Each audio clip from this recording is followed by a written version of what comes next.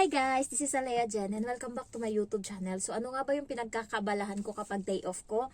So ngayon na winter, mahirap lumabas, malamig, grabe. So kailangan pag lumabas ka may purpose yung labas mo ba? So ngayon lumabas ako, yun nga sabi ng kaibigan ko gagala daw kami kasi hindi sana ako lalabas ngayon pagkatapos ko mag-refill ng heater doon sa labas sa amo ko pag ayos sa kusina kasi wala namang kalat. Naglagay lang ako ng tubig sa pitchel.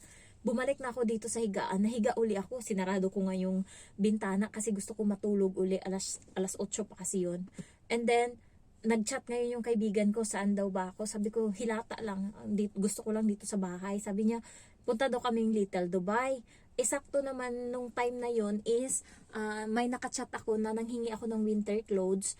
And then sabi niya magmi-meet up daw kami ngayon. So sabi ko sige pupunta tayo doon kasi may meet up din ako. Yun nga. So ang nangyari is magto 2 hours na ako doon sa loob ng train. Paikot-ikot ako mula Central and then nag-upo-upo ako doon.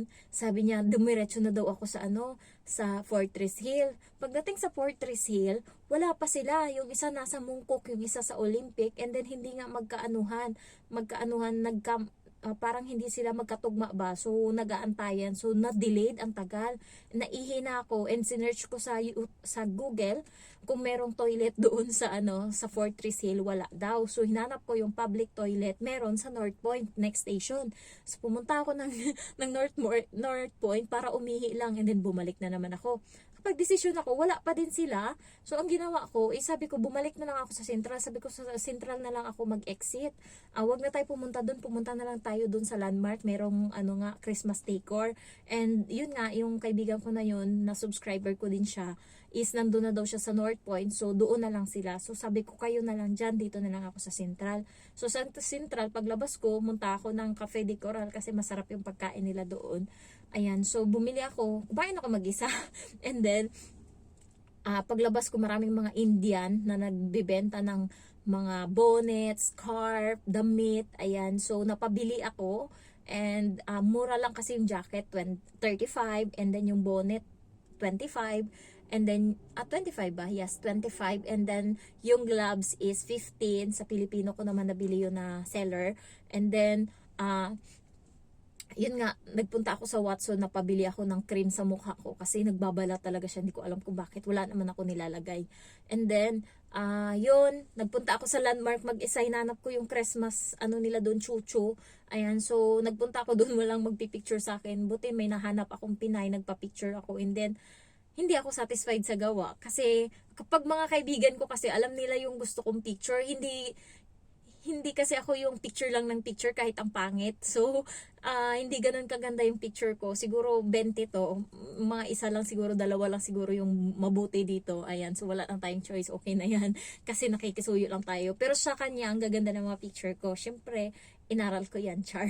Ayan, so pagkatapos is, nag-chat sa akin yung kaibigan ko nga na magpunta ng bar, mag-inom doon. So, nag-inom kami, isang bote lang ako. Iniwan ko na sila, nag-iwan din ako ng pera, 40 Hong Kong dollar.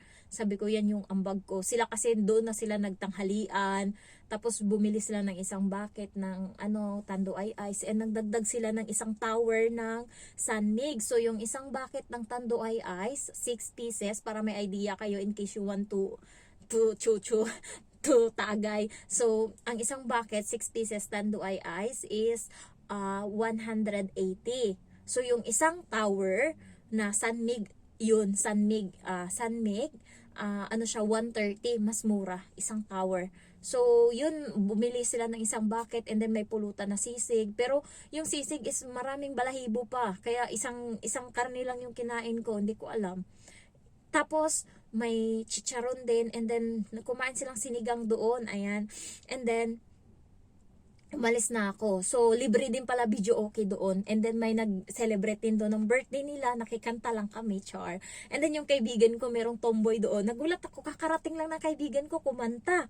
Maya-maya, pagtingin kong ganun, nakaano na yung tomboy sa kanya, sumasayaw na sila ng tomboy, umayakap na yung tomboy sa kanya. So ngayon, nandun na daw sa table nila yung tomboy. So bahala sila dyan, basta ako umuwi na ako. So nandun pa sila hanggang ngayon.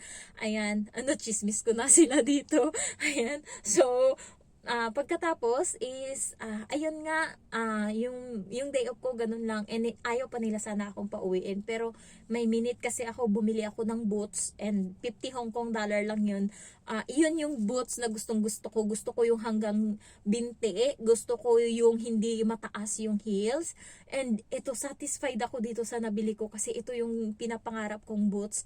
Meron ako dito, neto sa Pinas, Palladium yung brand. Ang ganda nun. Kaso hindi ko dinala dito kasi nga iniisip ko summer nga nung pumunta ako in baka pagtawanan ako ng amo ko makita, punyeta, nakaporma kang ganyan, ano ka lang, katulong ka. And then ayun nga, bumili ako kanina, so 50 Hong Kong dollar kasi magmamakaw ako, so naghahanap ako ng outfit. Hindi pwedeng ibang bansa yun, guys. Ayan, so natutuwa lang ako kasi syempre from Pinas, ngayon Hong Kong, tapos magmamakaw. Malay mo makapunta tayong Taiwan, Thailand. Ayan, mga bucket list ko. Sana naman. And then Europe, sana naman. Ayan, makahanap tayong apa, makapunta tayong US. Ayan, so huy, libre mangarap, huwag kayong ano dyan. So ipapakita ko ngayon sa inyo yung na mind ko, ang gaganda. Just me, hindi ko inisip na ganito. So magubad tayo. And then, eto yung una. Ang bango nito, guys. Ano siya? Purple. Ay, hindi ko lang alam kung nakikita niyo yung kulay. Pero para siyang unicorn. Ayan, ganyan yung niya, yung style niya. So, paano ko ba to i-show sa inyo? Ang kapal niya, mapupuno yung lagayan ko dito, puro ganito. So, ang klase nito, favorite ko to. Kaya kanina, natuwa talaga ako nung binigay niya to sa akin. So, ganito siya. Siguro, lalagyan ko lang dito ng tube. And susuotin ko na to. Ayan, ganda niya. Hindi ko lang alam kung nakikita nyo. Ayan, so, ganda-ganda niya. Puti man siya dito, pero sa personal, ang ganda niya. Ayan, so, yun lang yung masasabi ko. Next. Ay, ang lamig. So, may damit ako dito. Yung bra ko. Wait. Hindi ko tinali kasi yung bra ko kasi huhubarin ko yan. Hindi ako nagbabra kapag ako lang dito sa Next is eto. Bigay niya din to. Ayan, so 4 na peraso. Ito peach na kulay. Maganda din to, pero yun yung gusto ko. Ayan, so hindi to magagamit sa Pinas, pero gusto ko silang iuwi kaso ang kakapal. Ayan, ito parang crop top. Ay hindi, sakto lang. Ayan, so ganito siya. Ayan, peach siya. Kasyang-kasya sa akin. Tapos bago lang to. Ayan, so pwede na to sa sa Macau. Pero gusto ko tong isa. Ayan. Next is green. Green. Ay, jacket siya. Hindi ko tinignan to kanina. Green. Tumakbo siya and then inabot niya to sa akin. Sabi niya ito naiwan. Ayan.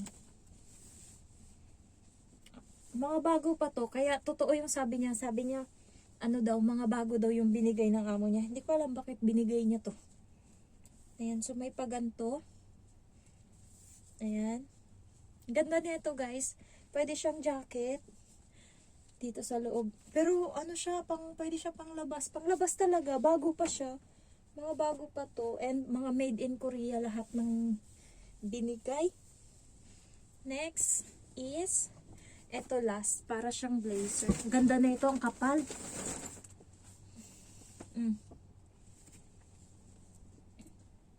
Ayan. Ayo. Oh my God. Hindi ko alam kung paano. Ganto. Mahaba siya. Pwede to. Oh my gosh. Ito na lang yung suotin ko papuntang papuntang Macau. Ito na lang yung anuhin ko. Dadalhin ko papuntang Macau. And then, ayun. So, pero parang siguro dahil bago lang. Sanay kasi ako doon sa isa kong jacket na nakukover talaga yung lamig. Pero ito parang nasusili pa din sa akin yung lamig. Pero ang ganda na ito. Hindi ko lang alam kung nakikita nyo. Makikita nyo na lang to sa picture. Maganda siya. Napaka-stylish. Inuwan ko, ba't binigay? Buti may mga galante silang amo. Ayan. Ako wala. Kasi yung amo ko wala din siya, guys. Paulit-ulit yung mga sinusuot niya. Tapos tanong-tanong siya sa akin, do you have enough? Do you have enough clothes? Pero wala kang binibigay. Nakikita mo na nga. And then, eto, binili ko to 35 sa Indiano. Doon to sa may worldwide, sa may paglabas mo ng exit A. Marami sila kanina pero mabilisan lang kasi nga may mga police, bawal yan sila. So large to na size, large lang available and okay na kasi pang dito ko lang sa loob ng bahay. Itim lang kasi yung meron ako and wala na. Nilaban ko kaya wala na akong jacket. Ayan. So, pero parang, ayan. Pero parang hindi pa din. Ilang doble pa kaya yung kailangan ko. Lamigin kasi ako. Alam mo ba, nag-temperature ako. Nag-check ako kasi parang nilalagnat ako kahapon. 34.5. Diyos ko, na-shock ako. Bakit grabe yung lamig ng kamay ko? Kahit yung bata, ayaw na magpahawak sa akin. Sobrang lamig ng kamay ko. Ayan. And then, yung mga nabili ko, ipapakita ko sa inyo. Para naman, meron akong Itong gloves is 15 Hong Kong dollar. Ayan, kinuha ko to sa babae kanina. Paano ko to bubuksan? Uy, kakachismis ko anong techa na. Ilang minutes lang naman yung nauubos ko. Ayan, so gray to na kulay. And then, eto, may kasama siyang eto 25, etong pangganto to eh. Visit na buhay. Ayan, so ganyan siya. Dito yan. Pwede mo siyang itakip kasi sa ganto. Tapos, bonnet. Ayan. Mukha na akong abo sayap. Visit! Ayan, so ganto siya. Pero maganda siya. Meron akong picture dito na maganda pero bonnet lang yung sinusuot ko. Pero ito kailangan to eh. Wala silang ibang kulay. Ito lang. And then, itong gloves is akin to. Bigay to ng kaibigan ko. Ito, binili ko to 10 Hong Kong dollar. So, tingnan natin ha. Wait.